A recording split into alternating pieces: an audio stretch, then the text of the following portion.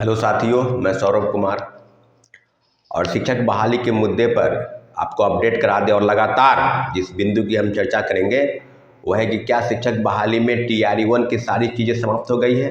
जैसा कि chairman sir कह रहे थे कि चैप्टर क्लोज हो गया है और काफ़ी चीज़ें आपको पता है कि TRE-1 से लेकर और TRE-2 तक।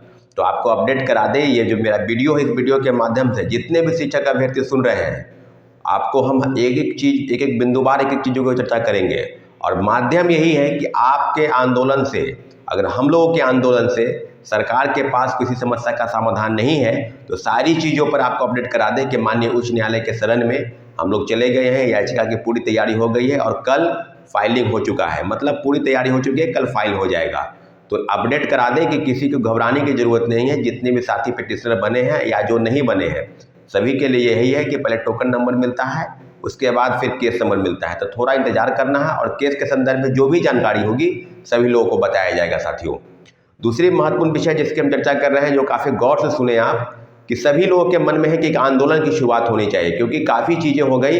और TRE-1 में जो घोटाला का अंबार हुआ, मुझे लगता है कि जिलों से जो सूची आ रही है कि कहीं 100 फरार चल रहे हैं, कहीं नालंदा जिला में 300 फरार चल रहे हैं, कहीं कुछ चल रहा है, कहीं थंब इम्प्रेशन हुआ तो वो वहाँ से भाग गया, आया ही नहीं, व्हाट्सएप पर अपना इस्तीफा सौंप रहा है।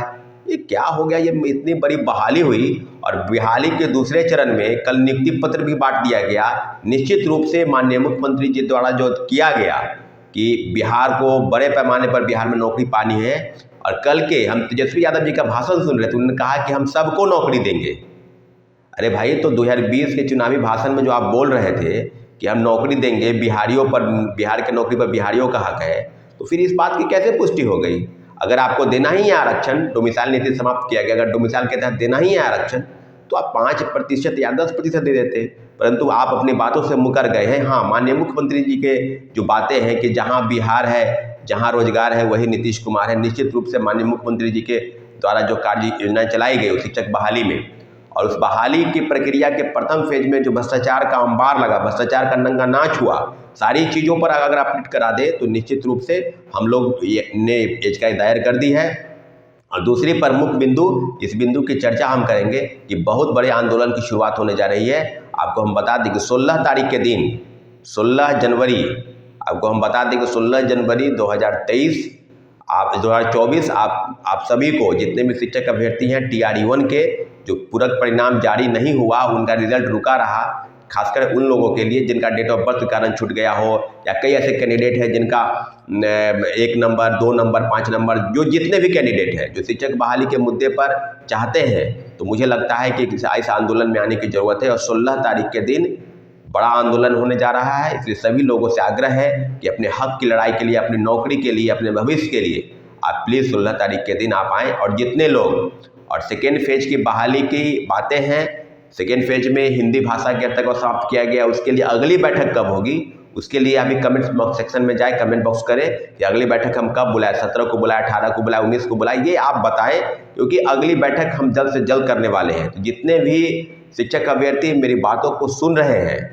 और गौर से सुने, क्योंकि आपकी प्रथम फेज की बहाली से लेकर सेकेंड फेज की बहाली पर काफ़ी चीज़ें हुई। खासकर प्रथम फेज में जो भ्रष्टाचार हुआ, जो जिस तरह की चीज़ें, फर्जीवाड़ा का खेल चला, और कई मामलों पर शिक्षा विभाग की तरफ से गलती हुई, BPSC की तरफ से गलती हुई।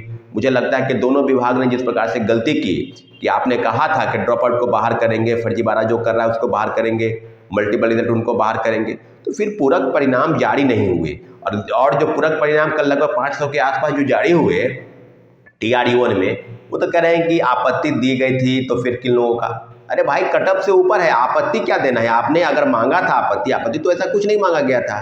TRE-1 में पूरक परिणाम के लिए ऐसा तो कोई आपत्ति नहीं। हाँ, 1 लाख से ग्रीवांस सेल में एप्लीकेशन दिए गए थे जिन्होंने आप मांगा था, और वो भी शपथ पत्र के साथ। अगर उसमें किसी प्रकार का डाउट हुआ तो उल्टे कार्रवाई छात्रों अभ्यर्थियों पर हुई। तो इस तरह की चीज़ों पर हम बिल्कुल अपडेट आपको करा दें कि BPSC द्वारा कितनी भी चीज़ें कर ली गई है, उसमें प्रथम पेज की बहाली से आप मुंह नहीं मोड़ सकते हैं। आपने भ्रष्टाचार किया, आपने फर्जीवाड़ा किया, आपने डॉक्यूमेंट वेरिफिकेशन के नाम पर खानापूर्ति की, और सारी चीज़ें अब इस बात पर आके टिकी है कि क्या शिक्षक अभ्यर्थियों के साथ न्याय होगा। न्याय के गुहार के लिए माननीय हाईकोर्ट में हम लोगों ने याचिका दायर कर दी है।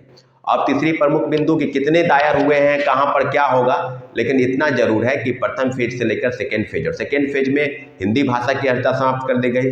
डोमिसाइल सर्टिफिकेट, जो कई जिलों से सूची आ रही है कि बताया जा रहा है कि वहाँ डोमिसाइल फर्जीवाड़ा हुआ है, और दिव्यांगता का सर्टिफिकेट, तो हम ये मांग भी करेंगे। इसलिए जितने भी लोग के पास कोई भी सूचना आती है डोमिसाइल को लेकर, दिव्यांगता को लेकर या फर्जी प्रमाण पत्र के आधार पर नियुक्ति को लेकर, तो तुरंत मुझे सूचित करें।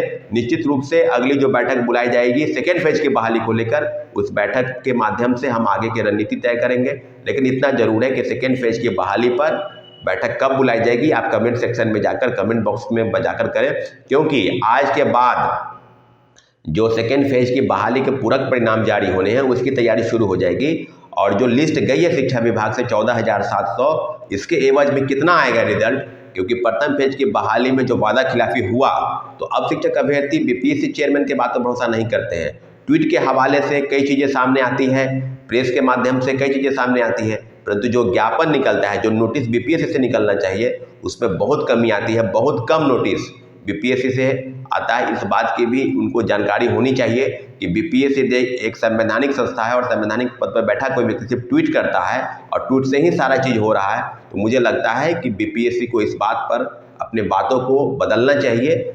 शिक्षक अभ्यर्थियों के साथ जो अन्याय हुआ, जो घोटाला हुआ, जो प्रथम पेज की बहाली में फर्जीवाड़ा हुआ, 1 to 1 सभी चीज़ों पर, सभी बिंदुवार अगर चर्चा करेंगे तो इतना जरूर है कि प्रथम पेज की बहाली के लिए एक बड़े आंदोलन की शुरुआत हो चुकी है। 16 जनवरी के दिन सभी को आना है, और आने वाले समय में TRE 2 के लिए, हिंदी भाषा की अर्हता के लिए बैठक कब बुलाई जाएगी, इसके लिए आप लोगों को बताना है।